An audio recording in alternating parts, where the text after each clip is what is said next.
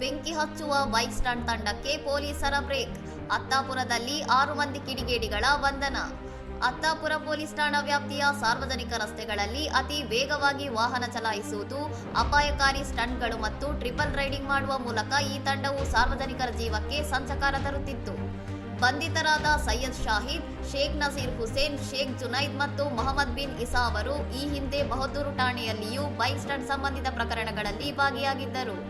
ಮತ್ತೊಬ್ಬ ಆರೋಪಿ ಮೊಹಮ್ಮದ್ ಅರ್ಬಾಜ್ ಹುಸೇನ್ ಖಾನ್ ಎಂಬಾತನ ಮೇಲೆ ಈಗಾಗಲೇ ಫೋಕ್ಸೋ ಕಾಯ್ದೆಯಡಿ ಗಂಭೀರ ಪ್ರಕರಣ ದಾಖಲಾಗಿದೆ ಎಂದು ತಿಳಿದು ಬಂದಿದೆ.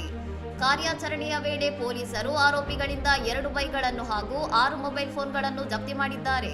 ಸಾರ್ವಜನಿಕ ಸುರಕ್ಷತೆಗೆ ಧಕ್ಕೆ ತರುವ ಮತ್ತು ಸಂಚಾರ ನಿಯಮಗಳನ್ನು ಉಲ್ಲಂಘಿಸುವವರ ವಿರುದ್ಧ ಕಠಿಣ ಕಾನೂನು ಕ್ರಮ ಜರುಗಿಸಲಾಗುವುದು ಎಂದು ಪೊಲೀಸರು ಎಚ್ಚರಿಕೆ ನೀಡಿದ್ದಾರೆ.